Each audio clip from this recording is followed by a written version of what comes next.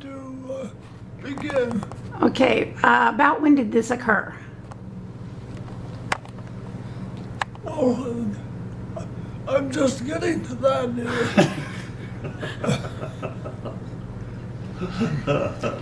Did you hear the early part of mine? No, I didn't. That's why I was saying.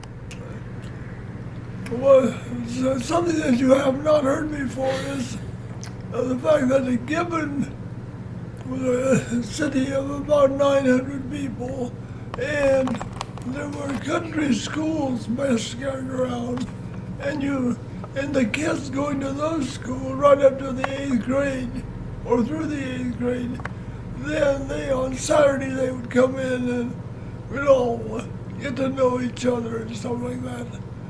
And I got acquainted with this one fellow who's about 2 or 3 years behind me, and got to talking about the fact that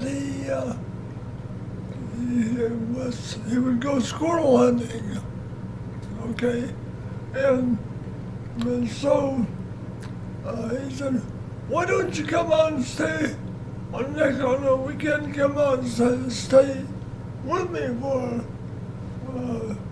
a weekend, and we'll go squirrel hunting." And I said, "Okay." I have to confess that I did not discuss this matter with my parents.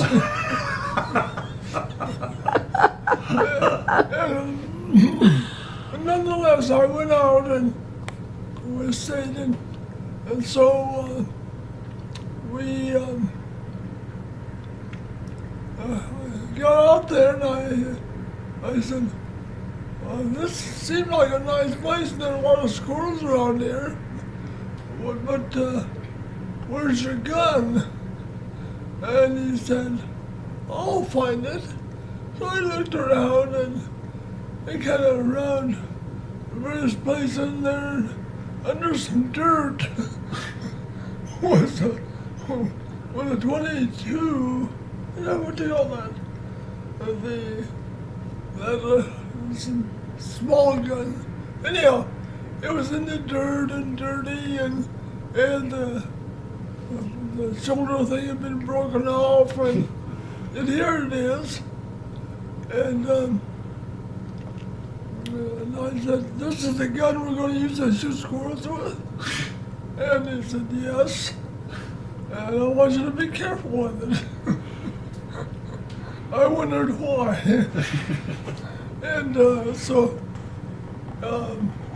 Yanni cleaned it up, went out, and we better try this out before we actually shoot any squirrels. And so he found some 22 shells, and he said, "Okay, let's try this one." And he put the bird in, and then he went to cock the thing, and it went off. And just missed my foot and went into the dirt, luckily. And I said, "I think this is," I'm not sure what I said, but I said to the effect, "I don't think this is the gun we're going to have much success with shooting squirrels."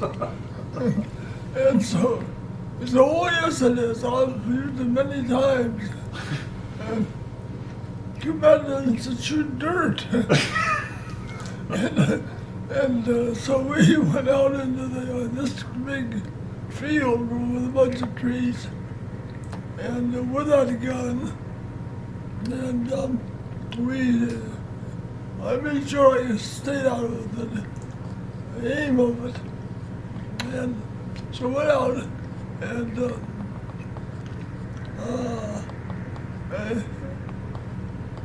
he said, "Now let's shoot the squirrel up there. Let's shoot it." And I said, "Well, that would be fine, but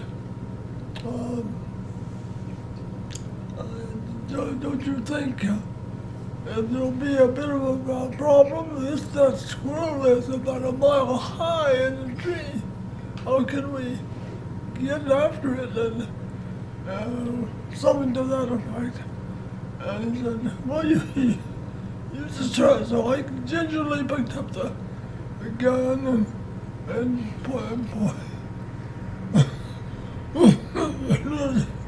noticed there were 3 or 4 squirrels and a blackbird or 2. And I actually was trying to aim it, but I was too small to aim it very well. So he came under the gun, was holding the part of the gun, and I was aiming it. And so my wife said, hey, this thing doesn't work. And he said, I have an idea. I have some firecrackers. Let's use some firecrackers to see if that'll help. All of this is very nearly true. And so we put the firecrackers down, in the The barrel. powder of it? In the what? The powder or the whole firecracker? I think it was a powder, Yeah. you're right. And so we dumped the powder, the firecrackers in, and then lit it and... Wait a second, what did you use for a bullet? Well, give me a chance. Okay. Okay. We lit it, but in the meantime we had placed a little rock the size of the barrel, like in the olden days. That's how they did it in the olden days, huh? And so we pulled the trigger, and nothing. There was no explosion or anything, but one of the squirrels fell out of the tree and it was heading, and I don't think it came. One of the squirrels, and then about 10 or 15 feet from where he had been, he caught onto the limb of a tree and just stayed there. And what the heck we were doing, I'm not sure, but we thought the stone had gone out and had hit the squirrel and stunned him. And only to discover that the stone was still in the barrel, and that somehow or another there had been no chance I would ever kill a squirrel with that rifle, and that's about it. Now, the time you told it to me, it was almost the same, but you said that because of the broken stock, he couldn't put it up against his shoulder. So he laid the barrel over your shoulder and stood behind you and used your shoulder to, Amen. and then he pulled the trigger so that it was going right over, the barrel was right along next to your ear. And I thought the first time I heard the story there was a pretty loud bang involved. No bang, huh? No bang. No. Okay, but did he have the, That was the truth. at that time? So the barrel was over your shoulder and he was behind you pulling the trigger. Yes. Yeah, I think we're really lucky that there was no Sometimes bang. get mixed up on who was under the... But anyhow, we were so sure, but just discovered that the stone was down there, and the squirrel was...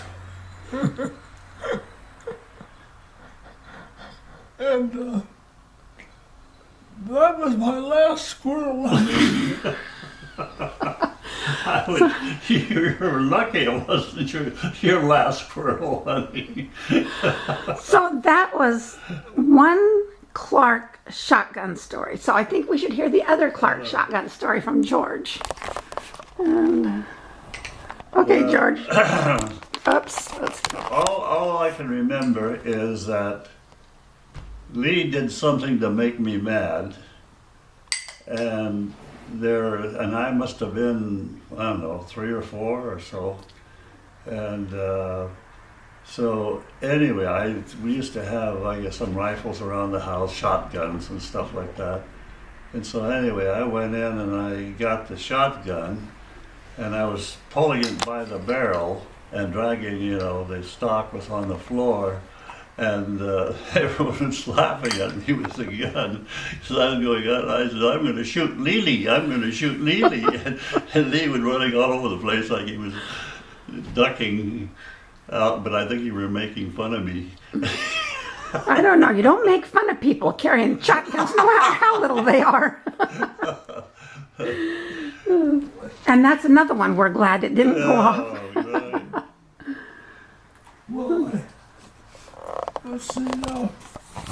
I thought it was Alan who did the shotgunning. No, it was. No, Everyone else says it was George Okay. Yeah. because he was littler than you. And they used to send me out for spotted paint and a board stretcher and things Really?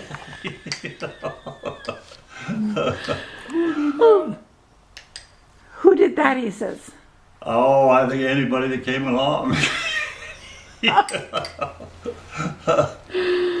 I remember it happening out at Uncle Oscar's one time. We were out there, and I think between Bradley and brothers, they were sending me all over the place, Well, anyway, I think I'm going to have to run. I'm going to have to go over to Santa Cruz today, and I'm going to stay